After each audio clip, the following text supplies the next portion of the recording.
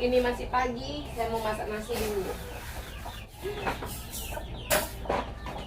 Belum masak lebih juga nggak apa-apa ya. Ada yang mau mandi? Tunggu ntar ya.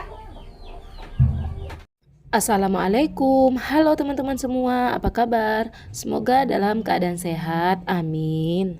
Ini itu masih jam setengah 7 pagi, jadi pagi-pagi sekali saya mau masak nasi. Tapi sebelum masak nasi, tadi itu saya udah pergi cari mangga di belakang rumah.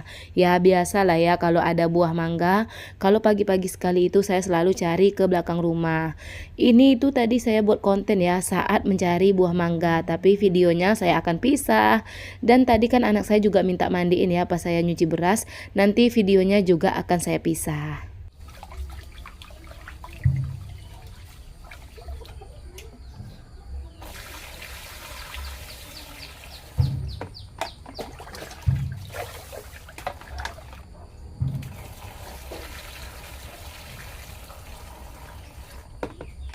Kalau kalian ada yang bertanya berapa kali sih kakak nyuci beras, saya nggak tahu ya, kadang saya nggak hitung.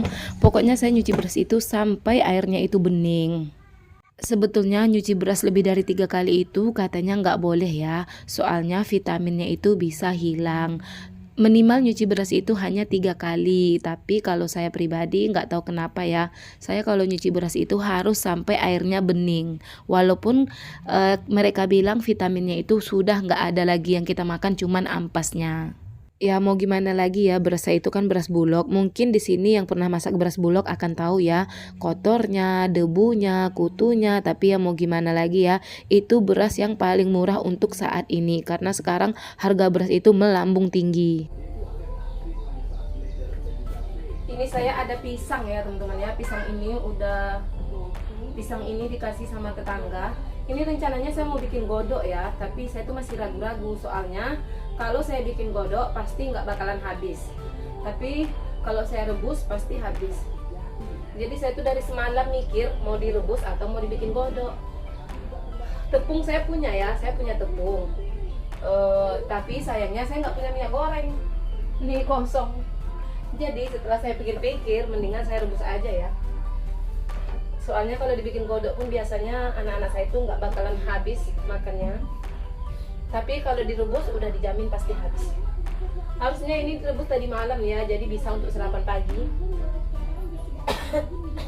Tapi seperti yang saya bilang tadi ya, dari semalam itu saya tuh ragu-ragu antara mau direbus atau dibikin godok.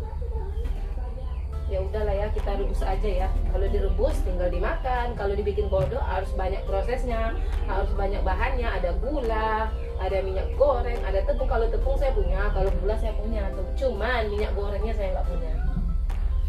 Jadi ya udah, setelah saya pikir-pikir kita rebus aja. Anak saya tuh suka ya pisang ya, tapi nggak cuma pisang. Anak-anak saya tuh memang sangat-sangat suka buah-buahan, apapun jenis buah-buahnya. Mereka tuh sangat suka sekali, apalagi kalau pisang. Tapi dia nggak semua jenis pisang ya. Ada pisang, saya lupa ya nama pisangnya. Kalau pisang itu 1 atau 2 sisir, taruh ke depan dia pasti bisa sekali habis. Tapi kalau pisang kayak gini nggak begitu dia ya. Dia suka tapi nggak begitu suka. Dia suka tapi nggak begitu suka, gimana sih? Yaudah saya mau ambil dulu tempat masaknya. Ini ada 3 yang udah busuk, jadi ini untuk makan ayam aja. Ini aja yang kita rebus ya.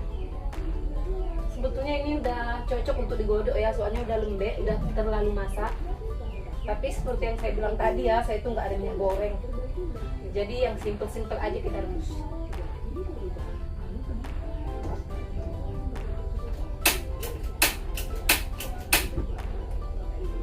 Kita kasih garam.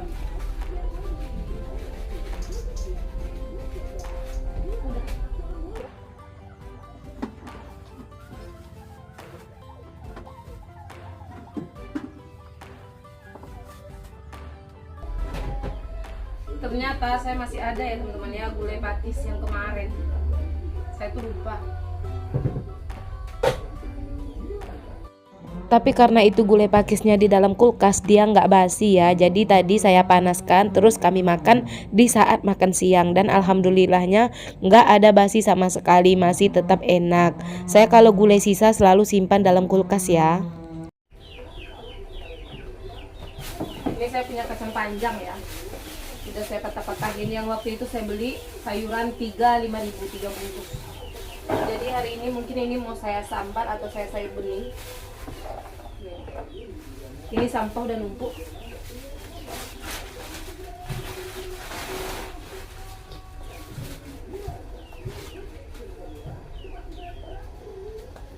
Ini tadi anak saya udah habis nyuci piring ya teman-teman ya. Sekarang dia nyuci piringnya setiap pagi. Kalau dulu dia nyuci piringnya setiap sore.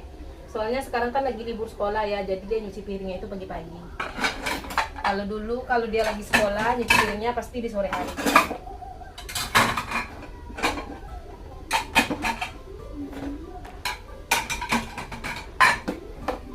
Dia tuh cuma nyuci piring, terus mangkok-mangkok. Kadang kayak gini, tapi biasanya yang kayak gini saya yang nyuci ya.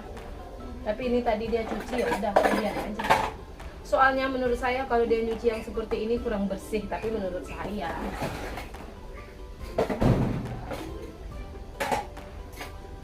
Namanya juga dia masih belajar ya teman-teman ya.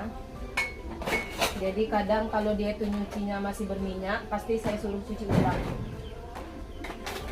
Kadang kan namanya juga anak-anak ya, dia pasti ada malasnya. Jadi kalau dia lagi malas itu, dia tuh asal-asalan nyuci piring. Nanti setelah dia nyuci piring, saya langsung periksa. Jadi kalau saya lihat ada minyak sedikit aja, saya suruh ulang semua. Semenjak itu sampai sekarang dia nyuci piring agak lebih hati-hati. Karena dia tuh sering ya waktu belajar-belajar dulu saya suruh nyuci ulang. Kalau anak-anak, kalau kita biarkan takutnya kebiasaan ya sampai besar. Memang sih anak saya itu laki-laki, nggak wajib untuk nyuci piring, untuk melakukan pekerjaan rumah. Tapi saya itu berpikirnya, ya apa salahnya ya dia bantu saya dari kecil. Supaya nanti saat dia dewasa, dia udah berkeluarga, kalau istrinya sakit, dia tahu ya cara nyuci piring, cara beres-beres rumah. Soalnya suami saya itu juga gitu ya. Kalau saya sakit, dia ngambil alih semua pekerjaan saya.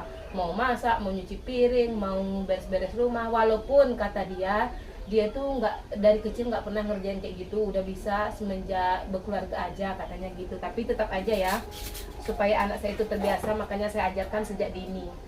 Karena saya tuh mikirnya gitu aja, entah nanti istrinya sakit atau melahirkan. Jadi kalau dia udah terbiasa melakukan pekerjaan rumah, dia udah biasa aja gitu, nggak akan keberatan. Supaya dia bisa nolong istrinya ya.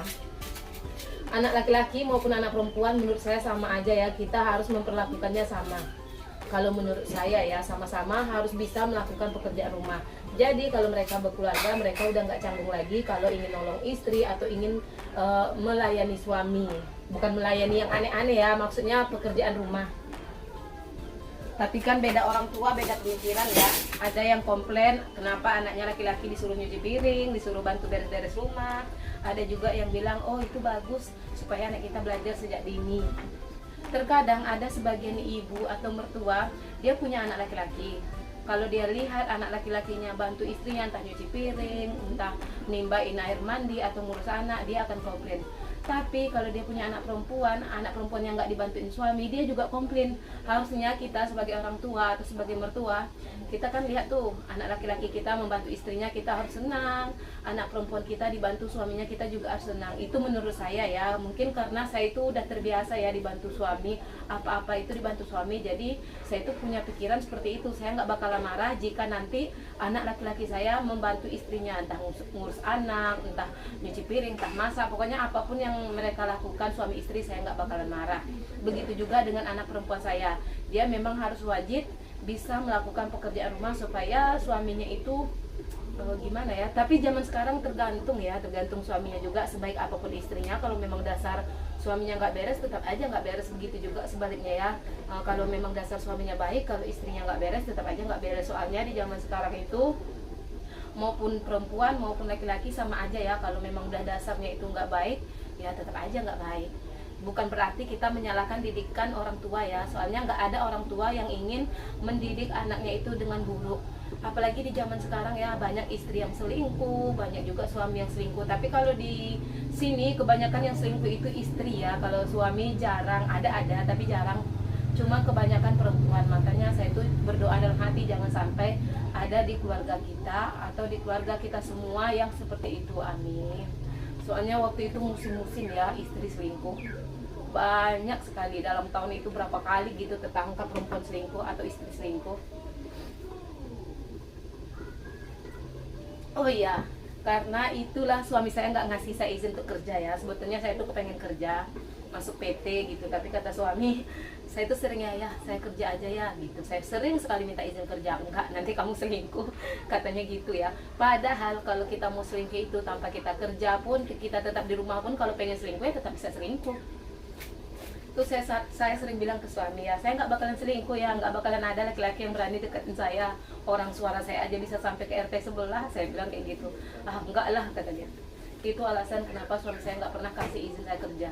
Padahal di sini kalau saya mau kerja bisa, tapi ya mungkin besok. Kalau kemarin sih dia alasannya nggak usah kerja, anak kita masih kecil. Dia selalu kasih alasan seperti itu. Tapi lama kelamaan karena saya selalu nuntut kali ya, saya selalu aku kerja, saya selalu kayak gitu kan. Jadi lama-lama akhirnya dia bilang, saya tuh nggak mau kamu kerja, saya takut selingkuh. Soalnya di sini udah banyak istri-istri yang selingkuh, katanya gitu. Padahal siapa coba yang mau sama saya ya kan? Ya udahlah, saya mau masak ya, daripada saya menggosip di YouTube nanti ada yang nonton bisa bahaya. Saya tuh suka ya nonton channel YouTube Kak Sri di sini. Dia itu kalau ada apa-apa dia itu pasti curhat di YouTube. Kadang saya tuh komen, aduh enak ya jadi Kak Sri. Ada apapun keluh kesahnya pasti curhat di YouTube. Saya tuh terkadang pengen ya curhat di YouTube, tapi kadang saya nggak enak juga. Takutnya nanti orang salah paham. Takutnya saya menggosip di YouTube. Soalnya terkadang tetangga ada ya yang nonton YouTube saya. Jadi nanti kalau saya ngomong, walaupun saya nggak bahas tetangga, siapa tahu nanti salah paham. Itu yang saya elakkan ya. Ya udahlah, kita nggak usah banyak omong. Saya mau lanjut masak. Mungkin video ini kan saya mulai juga dari pagi ya, dari cari buah mangga, minum kopi, mandiin anak. Mungkin video ini akan terlalu panjang, terus nanti saya akan bagi dua. Cuman saya nggak tahu ya nanti cara baginya gimana. Yang jelas ini mungkin nanti akan saya bagi dua. Sekarang saya mau lihat rebusan pisang saya dulu.